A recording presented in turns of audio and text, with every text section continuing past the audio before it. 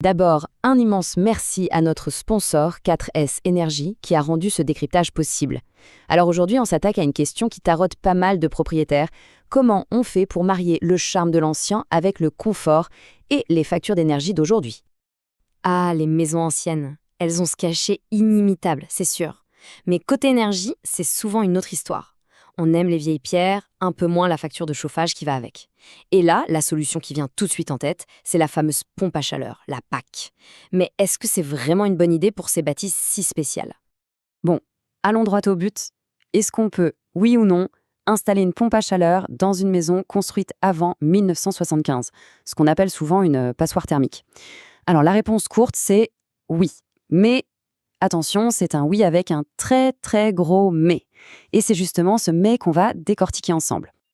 Pour y voir plus clair, voici notre plan de match. On va suivre 4 étapes logiques. D'abord, l'isolation. Ensuite, on parlera de la machine en elle-même. Puis, le plan d'action, le concret. Et pour finir, la question qui fâche, comment on finance tout ça? C'est parti. On attaque avec la première partie et honnêtement, c'est la plus importante de toutes, l'isolation. Je sais, ça peut paraître un peu bizarre, on veut un nouveau chauffage et la première chose à faire, ce n'est pas d'aller voir les pompes à chaleur, mais plutôt de lever la tête vers le toit et de regarder ses murs. Et cette image, elle est parfaite. C'est exactement ça. Mettre une PAC toute neuve dans une maison mal isolée, c'est comme s'acharner à remplir un seau percé. La machine va tourner, tourner et produire de la chaleur qui va s'échapper aussi vite qu'elle est arrivée. Le résultat, une pompe qui tourne à fond tout le temps, qui s'use beaucoup plus vite, et une facture d'électricité qui crève le plafond. Bref, c'est le meilleur moyen de jeter son argent par les fenêtres, littéralement. Alors, elle s'enfuit par où cette chaleur? Ce graphique nous le montre très bien, et c'est assez édifiant. Regardez-moi ça. Le toit, à lui seul, c'est 30% des pertes de chaleur. C'est juste énorme.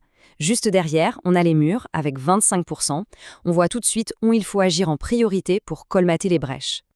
Prenons un cas pratique pour bien visualiser. Une maison de 150 mètres carrés. Avant d'isoler, il faudrait une machine monstrueuse de 12 kW qui tournerait presque sans arrêt. Après une bonne isolation, une pompe de 8 kW suffit amplement. Et ça, c'est crucial. Non seulement on va faire des économies sur la facture d'électricité, mais en plus on économise dès l'achat sur une machine moins puissante et donc moins chère. Et voilà la preuve par les chiffres, le fameux COP, ou coefficient de performance. En gros, c'est le rendement de la pompe à chaleur. Un COP de 4, comme on le voit ici pour la maison bien isolée, ça veut dire que pour 1 kW d'électricité que la machine consomme, elle en produit 4 en chaleur. C'est excellent. Par contre, dans la maison mal isolée, le COP s'effondre à 2,5, voire moins.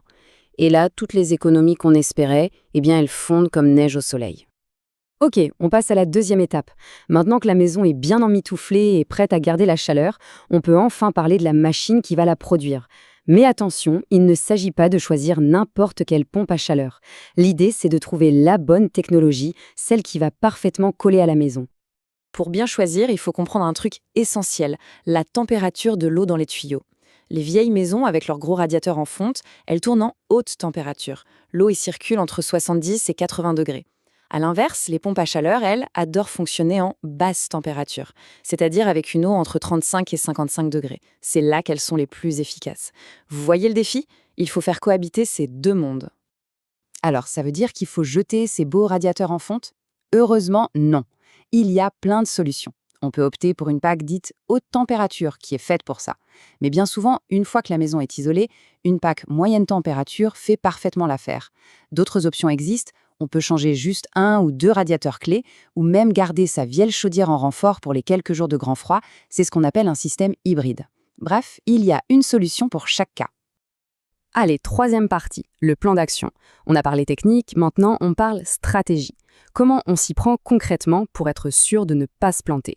Voici la feuille de route à suivre. Pour qu'un projet comme celui-ci soit une réussite, tout tient en 5 étapes. Et attention, l'ordre est hyper important.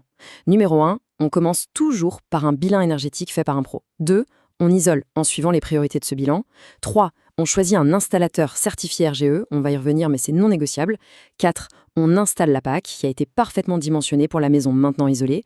Et 5, on n'oublie pas l'entretien pour que ça dure. Suivre cet ordre, c'est vraiment la clé du succès. Ce témoignage de la famille Martin est très parlant.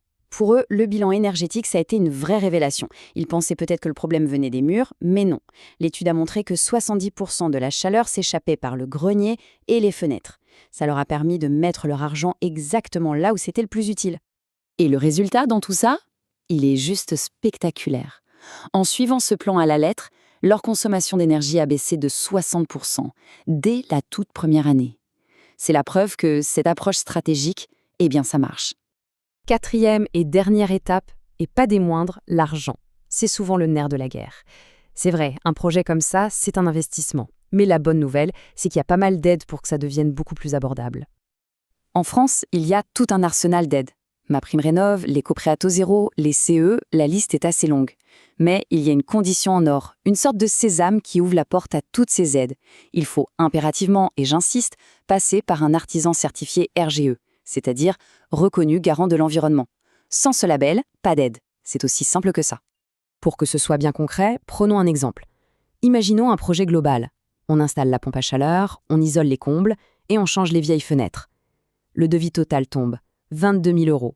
Bon, c'est une somme, on est d'accord. Ça peut faire un peu peur. Mais c'est là que la magie opère.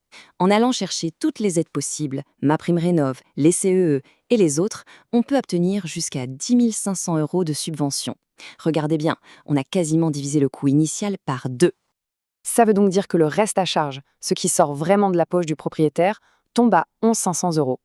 On passe d'une montagne financière à un projet qui devient tout de suite beaucoup plus réaliste. Et maintenant, le chiffre peut être le plus important, le retour sur investissement. Avec des économies estimées à 1 900 € par an sur la facture de chauffage, le calcul est vite fait. En 6 ans seulement, le projet est totalement remboursé par les économies qu'il génère. Après ces 6 ans, c'est du 100% bénéfice chaque année. Ce n'est plus une dépense, c'est un placement. Donc, s'il y a une seule chose à retenir de tout ça, c'est vraiment cette idée. L'isolation, ce n'est pas juste une option, c'est le fondement de tout le projet. C'est la route qu'il faut absolument construire pour que la pompe à chaleur puisse rouler tranquillement et nous emmener vers les économies et le confort. La question finale, elle est donc pour tout le monde. Est-ce qu'une charmante maison ancienne est prête à devenir une maison moderne, confortable et performante? La réponse, on l'a vu, est oui. C'est un projet qui demande de la méthode, c'est sûr, mais les bénéfices en termes de qualité de vie, d'économie et même de valeur de la maison sont juste immenses. Si ce projet résonne, la toute première étape, c'est de contacter des professionnels pour avoir un diagnostic personnalisé. Vous pouvez par exemple vous tourner vers 4S Énergie pour commencer cette démarche. Le but, c'est d'aller vers une maison plus agréable à vivre et plus douce pour le portefeuille. Merci de nous avoir suivis et à très bientôt pour un nouveau décryptage.